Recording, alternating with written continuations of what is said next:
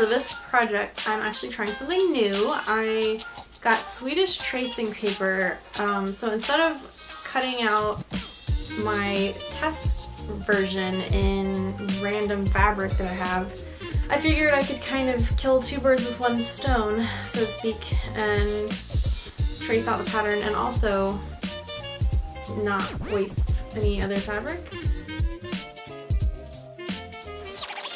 Okay, so first impressions, it sewed really easily. It didn't seem like it had any issues in the machine. I used a stitch length of 5. Looking pretty good. Looking like a bodice kinda. So we'll keep going. See what happens.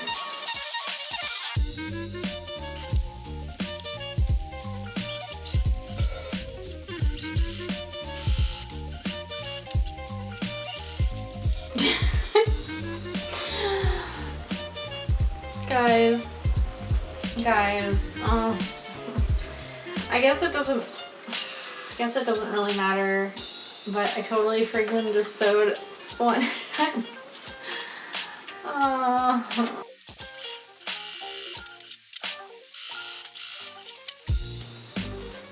I just messed that up again. Wow. Okay, well. Oh, this is going great.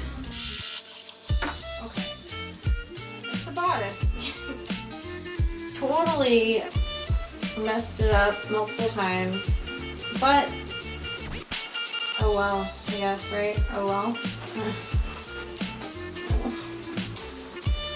So bad. Okay, so I think this is gonna work, and I mean, yeah, it's like wearing you know, paper, because you know it is paper, but I think it's gonna work. It's pretty comfortable considering what it is, right? And I totally, like, see, you can oh, I totally messed it up with the seaming. So that'll be like my 5/8 inch. I'll even have a tiny bit of ease, and yeah, I think it's gonna be good. Let's try the sleeve. I'm really curious to see how stuff is gonna gather and what's gonna happen. You know what, the only thing is now I'm looking at this, it's gonna be extremely low cut. Okay, well, we'll cross that bridge when we get there. I totally have just made a mockery of this whole thing. Sewing. Feels like kind of like when you sit in the doctor's office on the paper, you know? Except it feels like I'm wearing it.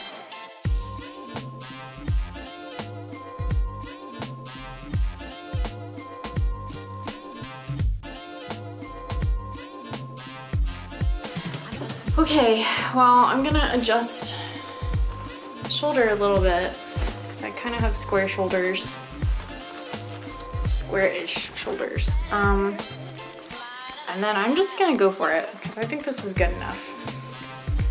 So wish me luck. Hey guys, so here I am applying the fusible interfacing to the bodice pieces. And this was actually my first time using woven fusible interfacing, and it was pretty stiff compared to what I'm used to. But I actually really like the structure that it gives the final garment, so I would definitely recommend that. It's just the Pellon woven fusible interfacing.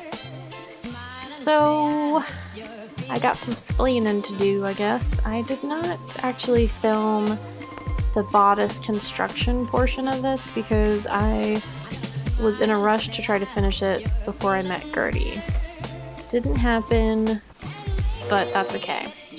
That's really the only part I didn't film, and it was definitely the easiest part of the whole project. So for the skirt panels, I serged all of the sides, the edges, and then I stitched those together as per the instructions. And then I used my dress form to kind of help me space out the gathers evenly. Something to note, I did do 3 rows of stitching instead of the recommended 2 rows. I think I had read that somewhere that you get better results with 3 lines of stitching instead of 2, so I figured I would try it. And I will definitely do that again because I think that they turned out awesome, the gathers. I just found it really easy to get them, I guess, evenly spaced, and I don't know if it was the material, the fabric that I used, or what it was, but they just gathered really easily. Oh, also another tip for gathering, make sure your rows of parallel stitches start in the same spot so that where the needle comes down isn't kind of staggered. Like, they should all be parallel and in line with each other, if that makes sense.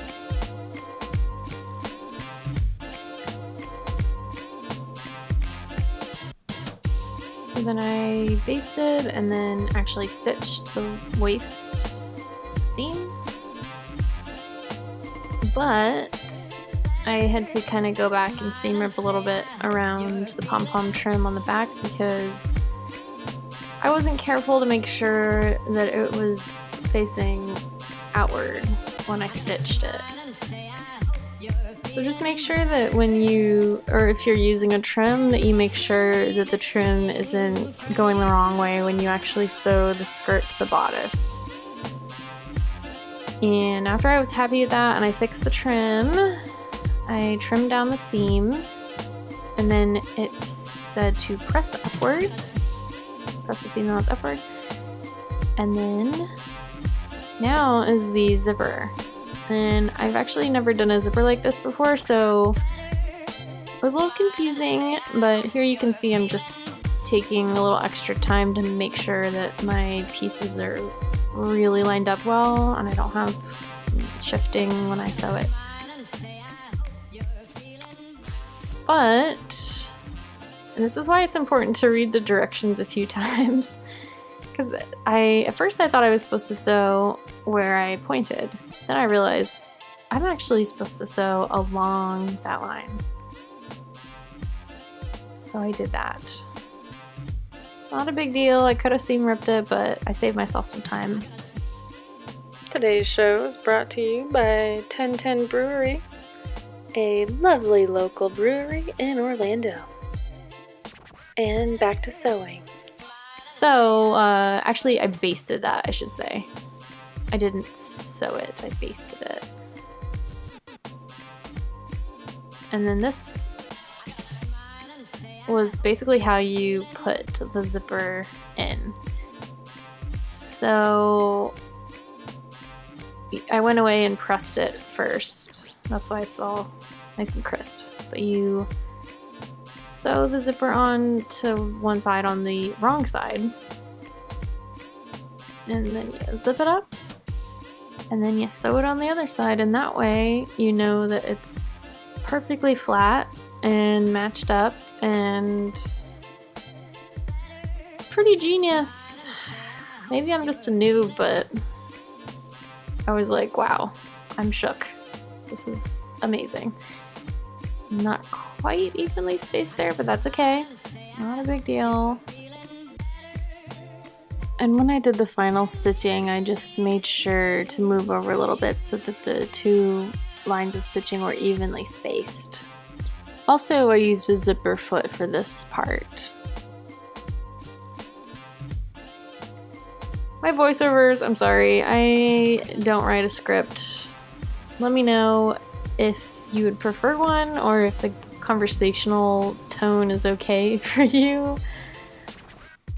I don't know. Anyway, here's removing the basting stitches and then also removing those other basting stitches along the center front seam.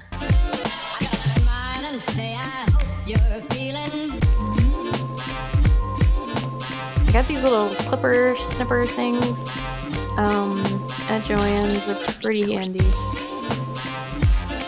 And at this point I was able to try the dress on for the first time. That was exciting. I was looking pretty good at that point, but I wasn't like in love with it yet. Anyway, keep going. So here's the boning, and there's only 2 bones right in the center front of the bodice just to keep the zipper from getting distorted, I guess. So first you sew the boning channel, and you just use that fabric that is to the side of the zipper to create that channel. And then you sew along the waist seam a little stopper so that the bone doesn't come out. Now this is important, and I almost forgot to do this, but you have to make sure that you round the edges of the bones. And I was very, very naughty and used my fabric scissors for this. Don't do that. Do as I say, not as I do. If I had my other scissors handy, I would have used those, but I didn't, and I was impatient, so I just used those. Anyway. So I just used my presser foot as a guide to make sure I was making the channels evenly, and they fit like a glove with the bone, so I was a success on that front.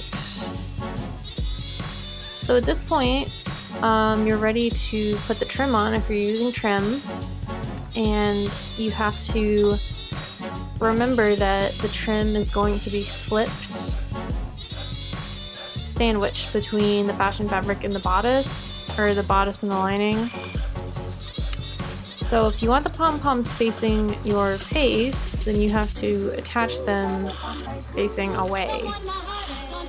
And I did use a zipper foot to get as close to the pom-poms as I could, because I didn't really want a lot of the stabilizing material showing. I just mainly wanted pom-poms. And then here I'm sewing the bodice on, and I use the zipper foot again for that to get really close. And this did take a little bit of finessing to try to get as close as possible to the pom-poms.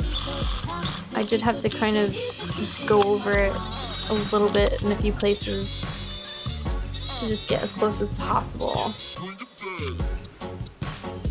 Okay.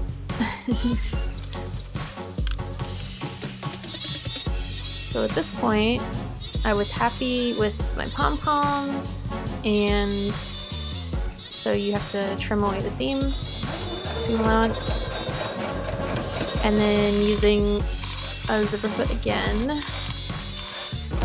I understitched on the bodice lining to just keep it laying flat. I was feeling pretty happy with it at this point. So, tried it on again. And it's looking pretty good.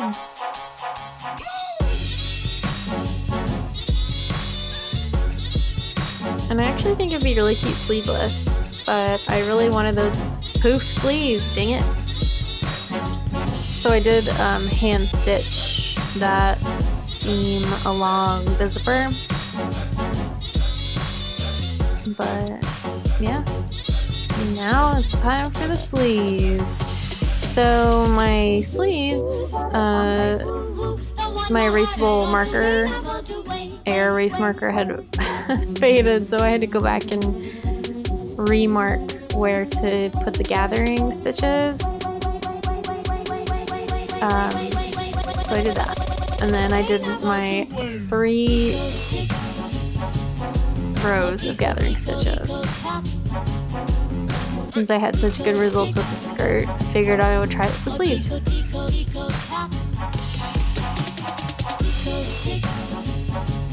So I really should have tried them on before doing all of this because they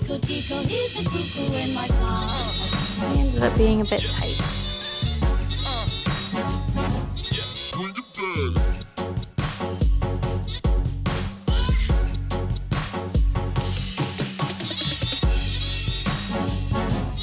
Yes, I trimmed the excess as per the instructions.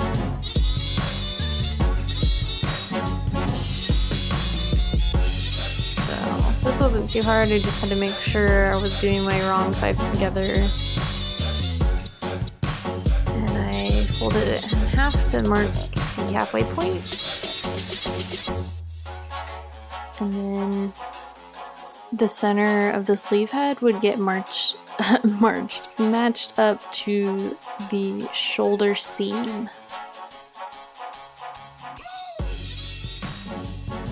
And you can really see how well those are gathering. I was really happy with that.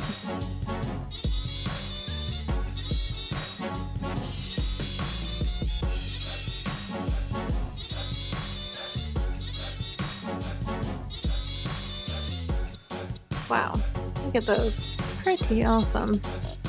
Unlike my nails.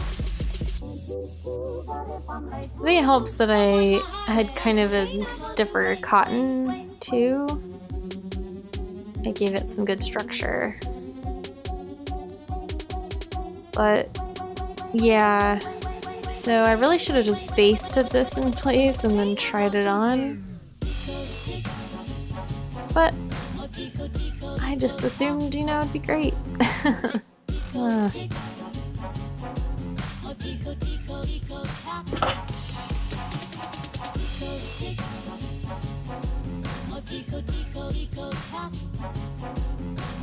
Trimming away the seam allowance. And at this point, now it's just time to put the sleeve into the arm side. So it's pretty easy. You just match up the shoulder seam and that big circle, and then you gather.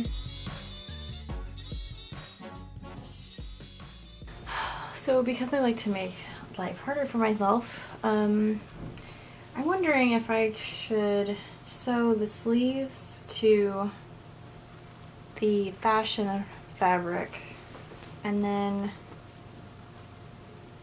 basically trim that seam allowance and then fold the lining over top of that and then slip stitch the lining to encase that edge. I'm wondering if there was a reason why that wasn't in the pattern. Like, is it, I don't know, is it not going to sit right if I do that? But if it works, it would look so nice and clean. I don't know what to do. I think I'm going to try it.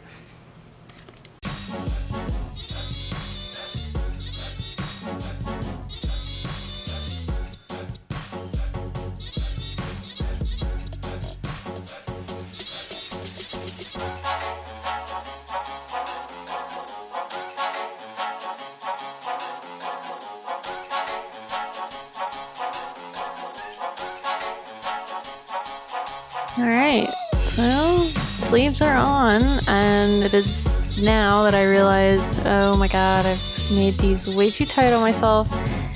Did not check the finished measurements for the biceps, and I've been working out, so yeah, too tight. I cannot stand it when stuff is tight around my arms.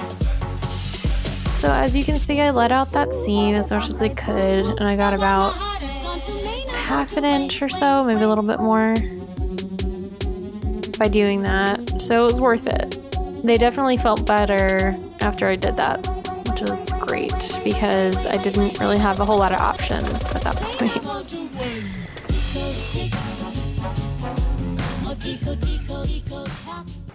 Tried this on after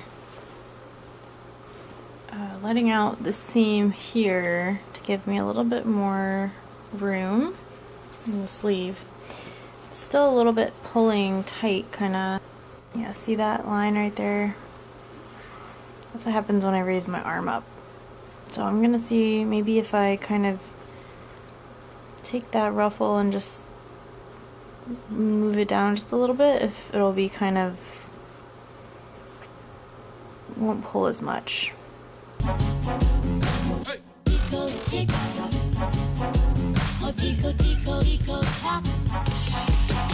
It did help in the back.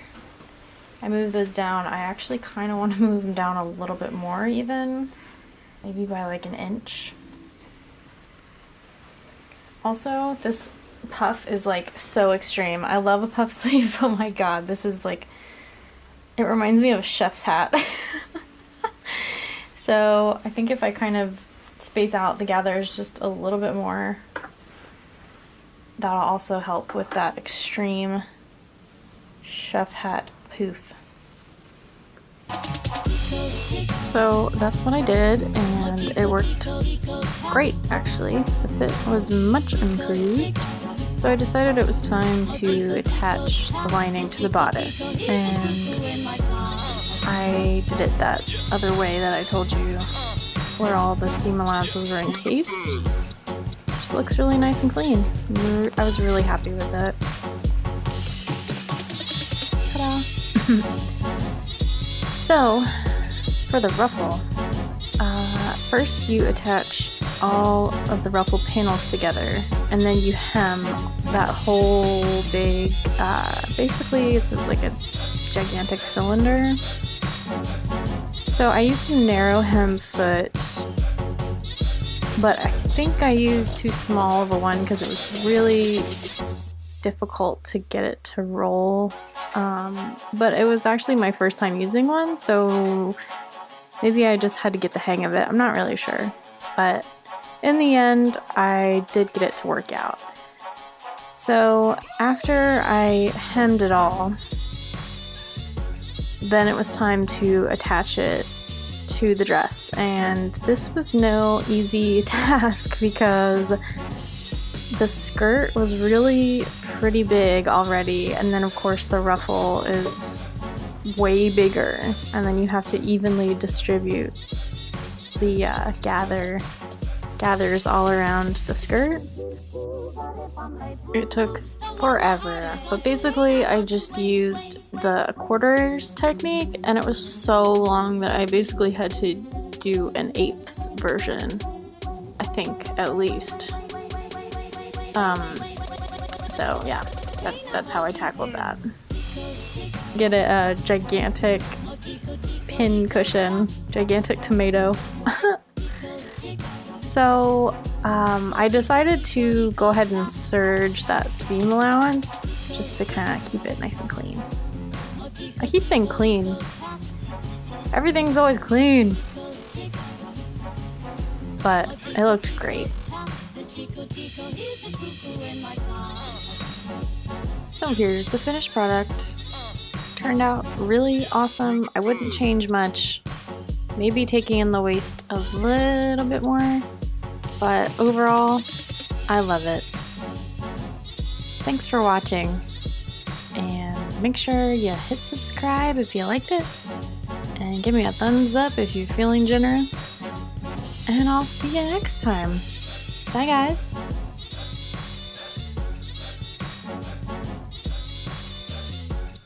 And if you want to see a project summary, check out part 1 here. And if you're interested in making a dickie, then click here. You know you wanna.